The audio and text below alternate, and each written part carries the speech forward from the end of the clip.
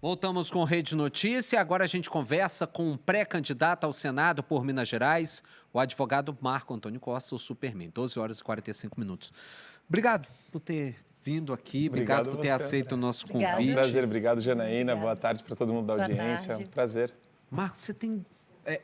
chamo como Superman, como é que você prefere? É que atribuíram o Superman para mim, eu não sei. Mas é Marco, é Marco normal. Olha só, tem 3 meses que você está morando em Minas Gerais. Isso. Né? Você vem de um outro estado, você veio de São Paulo para morar aqui. E agora eu queria te fazer uma pergunta mesmo como bem advogado do diabo. Para a gente começar essa história.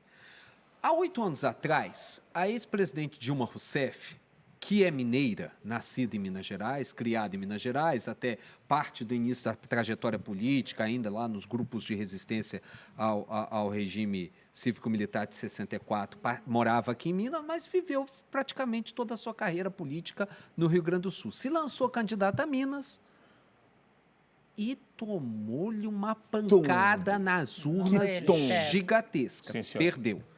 O que te leva a crer que um estado tão cheio de particularidades, tão cheio de peculiaridades, pode render um mandato a você, uma pessoa que veio morar em Minas Gerais há apenas 3 meses? Poxa, pergunta sensacional, André.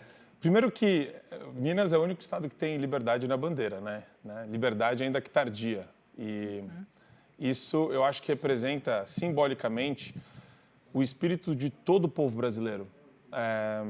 A gente está numa guerra contra um Supremo Tribunal Federal tirânico, contra uma entidade satânica, que os caras estão enlouquecidos, né? Enquanto a gente está falando aqui, o Dino está decidindo lá no Supremo que vai congelar o quê? Bens de ativos de empresas americanas no Brasil. A gente está vivendo uma doença grave no Brasil, de abuso de poder, de perseguição política e de censura. A gente precisa desconstruir, desmantelar, desmontar o complexo industrial da censura. O que irmana a gente, o que cola a gente nessa causa é o ativismo, é a denúncia, é uma postura proativa com relação a entender o que está acontecendo de fato. E eu acho que o povo está olhando para isso e acho que os próprios ministros do STF fazem questão de popularizar esse tema, não é mesmo? Eles não estão toda hora dando entrevista, falando pelas orelhas. E é de uma crueldade, de um sadismo sem paralelos na nossa história. Então, a questão do Senado é muito mais uma missão do que o cargo em si. Eu, sinceramente, não estou nem aí para o cargo. Agora, se eu puder participar dessa missão de frear abusador, punir abusador, devolver o abusador para uma primeira instância, onde ele tem que ser condenado por todos os crimes que ele cometeu, para prisões consecutivas, sentenças consecutivas, na cadeia que o Alexandre de Moraes e toda a quadrilha em volta dele merece, eu acho que é um dever moral meu, né, trabalhar para que isso aconteça, para que as famílias sejam indenizadas, como as do Clériston, as da Débora do Batom, as da Jusilene, que levou um soco na cara na cadeia em Florianópolis. Então, eu olho para isso com um espírito de ativismo, de trabalho. Eu não olho para isso com... Porque existe um incentivo nefasto, não é mesmo? Você vira senador, o sistema está chamando você para ficar 8 anos lá. O que é mais nefasto disso tudo? Perverso. Senta aqui, bota o pé na mesa, finge que não tem uma ditadura. Não é convidativo isso? Não tem uma ditadura. Para que eu vou comprar briga? Para que eu vou encher o saco?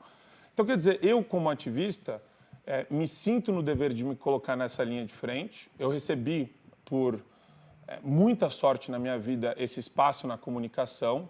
Agradeço vocês por darem esse espaço para mim também, porque para mim é muito difícil, né, lidar já contra o sistema e ainda com o incentivo perverso das pessoas de quererem ou trivializar a perseguição, normalizá-la, ou fingir que a gente é radical, quando na verdade a gente precisa desmontar esse sistema para que não venham novos Cléristons, novos Alans dos Santos, novas Déboras.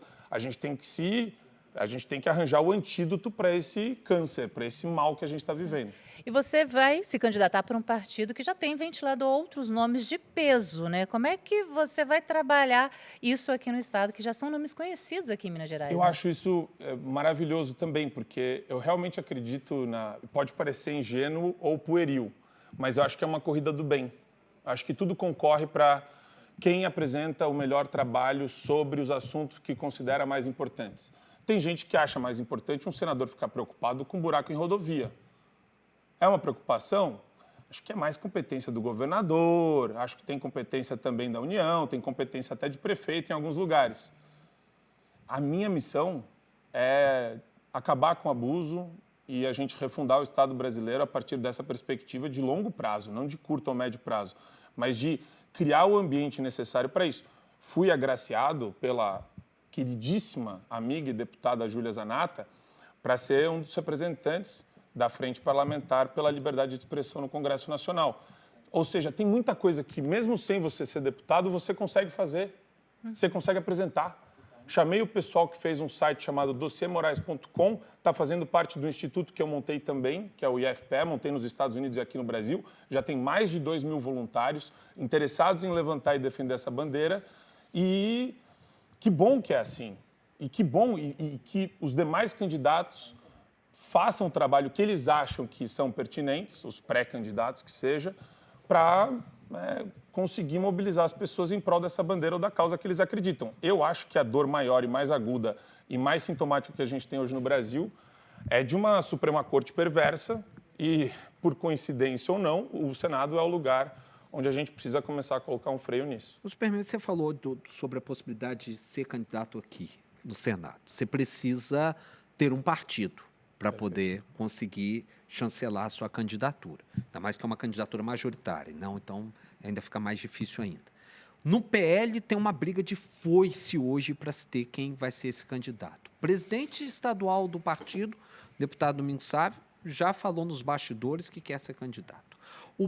O Nicolas Ferreira tem uma intenção de, ou pelo menos se fala de ter uma intenção de lançar o pai dele como candidato ao Senado. Você sabe, é necessário, é óbvio, é necessário que você precisa de um apoio de uma figura como essa, como o Nicolas. Do outro lado tem o Cleitinho, que é senador, que pode vir candidato a governador, mas ao mesmo tempo pode ser um trunfo para quem tiver ali aquele negócio batendo no ombro, como foi com o próprio Nicolas na última eleição, quando o Bolsonaro bateu no ombro dele, é o meu candidato, e explodiu, ganhou mais de 1 milhão de votos em Minas Gerais. Você acha que conseguir o apoio desses dois é fundamental para a tua vitória? Ou dá para vencer mesmo sem o apoio dos dois? Eu não estou nem pensando nisso agora, sabia? Eu fico muito emocionado ainda. Eu tenho... Acho que cada um tem as suas crises pessoais de ansiedade, né? Porque hoje a gente está num mundo completamente caótico. E as minhas... Eu estou realmente absorto, investido, entregue para a causa de mobilizar as pessoas. Eu quero fazer um dia 7 de setembro gigantesco aqui em BH, quero ajudar e estou ajudando na organização com os movimentos de base, o Movimento Direita BH, todo mundo que quer se juntar, os demais movimentos também que apoiam essas iniciativas. Acredito no ativismo, acredito que numa juristocracia, numa ditadura togada, onde tem um careca delinquente, onde tem o rocambole do inferno, onde tem esse pessoal, a gente tem o dever de apontar e tirar sarro e isolar o cara, tem que isolar o cara. Pessoal do Clube Pinheiros de São Paulo, isolem Alexandre de Moraes, peçam a expulsão dele. A gente não pode tornar o convívio social desses caras uma coisa assim... que nem o Ronaldo Caiado e companhias na festa da Guiomar da Mendes, a esposa do Gilmar, como se o Brasil tivesse, como se não tivesse a Embaixada dos Estados Unidos falando, irmão, vai ter sanção secundária. O Trump falando, carta do Trump escrita por Bolsonaro. Vamos lá, você falou, por exemplo, o Trump pode... Então, mas você entendeu o ponto que eu quero tirar as pessoas do Estado Inercial. Aí eu quero te trazer uma opinião sua aqui. O Trump pode sancionar o Brasil e o Brasil não pode sancionar as empresas norte-americanas? Ele não está sancionando o Brasil. O Trump... vamos lá, o Trump pode sancionar cidadãos brasileiros, empresas brasileiras com uma supertaxação de 50% e o Brasil não pode devolver na mesma... supertaxação na mesma moeda? Não, só nessa opinião. O tarifaço está lá. E o Brasil não pode implantar o tarifaço também para cá? Não, pro lado de lá? O Brasil pode fazer o que quiser. A gente tem que saber o nosso tamanho. É que nem o Dino não querendo... Como é que é? Falando para o banco, não aplica a Magnitsky. Você fala, irmão... A Magnitsky está lá, a sanção secundária para o banco que der apoio material pro Alexandre de Moraes. Porque o Alexandre de Moraes foi atrás de cidadão americano. Ele foi atrás de cidadão americano. E aí o Brasil não pode ir atrás também de cidadãos americanos também? Não, é essa a pergunta que eu te faço. Onde fica a soberania do Estado brasileiro? Aqui, O Brasil não tem... Aqui é o poder real. O poder da Magnitsky é o poder real. Estado americano, estou falando que esse cara vem atrás das nossas empresas. Porra, você lembra que o Alexandre de Moraes, ele é um pirata, né? O cara roubou 30 milhões de reais da Starlink porque, segundo ele, o Elon Musk era sócio das duas. Nesse caso, ele citou o Elon Musk pelo X. Ele bloqueou, ele suspendeu, ele bloqueou o X durante 38 dias. Na Venezuela foram 10. Ele colocou multa para quem acessasse o X via VPN de 50 mil reais por dia.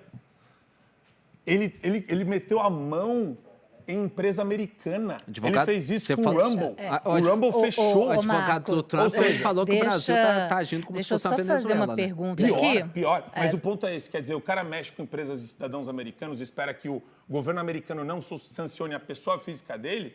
É um alucinado, né? Isso aconteceu e acontece com vários ditadores. Deixa eu só fazer uma pergunta aqui, Marco. Tirando esse hiperfoco mundial, e vamos voltar aqui um pouco para o regional, que é uma curiosidade minha como mineira mesmo, claro, né? Quando a gente pensa em política, a gente pensa em algo em prol da nossa sociedade, do nosso Estado. Obviamente, o que está em voga agora é toda essa questão do Trump, do tarifaço, do Moraes. Mas o seu plano de política para 2026, para você se candidatar, o que você pretende fazer para o nosso Estado, né? A gente pensa muito nisso também. Os senadores, isso é legal que você está trazendo, porque muita gente... sabe quando as pessoas votam em senador? Quando elas decidem quem elas vão votar? No dia da eleição. Na véspera, um dia antes, 2 dias. As pesquisas mostram isso. Muita gente, às vezes, não sabe para que serve um senador, como a gente também vê o deputado federal e fala, para que serve esse cara? Porque ele está lá, não está fazendo nada, está passeando. Existe uma necessidade de reforma estrutural do sistema de justiça brasileiro, da lei de abuso de autoridade para tirar das mãos do Ministério Público, do próprio regimento interno do Senado Federal para tirar poder discricionário do presidente para abrir processo de impeachment. Tem que ser uma minoria.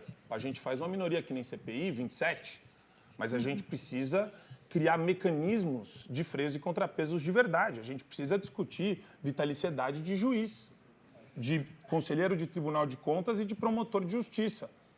Precisa ser discutido vitaliciedade, porque hoje, se existe uma classe de covardes e sabujos que não tem sequer a coragem de pegar e denunciar o abusador pelo que ele é a turma que está hoje no sistema de justiça. Eu não vejo a Associação de Magistrados do Brasil, eu não vejo as outras entidades falando algo a respeito da obscenidade do teatro dantesco que a gente vê promovidos pelo Supremo. Então, a gente precisa repensar de maneira profunda qual é o sistema de justiça que a gente tem. Isso afeta todo mundo de todas as comarcas dos 853 municípios daqui de Minas Gerais. Está cheio de prefeito que é refém de juiz maluco. A gente não pode ficar refém de classe que não recebeu voto, que não tem legitimidade para avançar em cima das nossas liberdades. Então, a gente precisa ter essa discussão. E tem muita coisa que precisa ser feita no cenário de fundação mesmo do nosso país, do que a gente entende por república e federação. Não é nem uma república, nem uma federação. A gente precisa devolver. O meu grande debate hoje também é, para você acabar com o abuso de autoridade, você tem que trazer o governo para perto do cidadão, certo? Mas o que é o governo? Também tem competências legislativas, todas elas estão concentradas na União. A gente tem que devolver a autonomia para os estados. Eu quero o Código Penal de Minas Gerais. Eu quero que a nossa Assembleia Legislativa aqui em Minas tenha autonomia para colocar bandido na cadeia, prisão perpétua. Colocar homicida, depravado, delinquente na cadeia, e cada estado tem o seu código tributário e tem o seu código penal e processual penal. Isso é federação. Isso que a gente está vivendo hoje é estado unitário. Brasília manda, a gente fica aqui mendigando.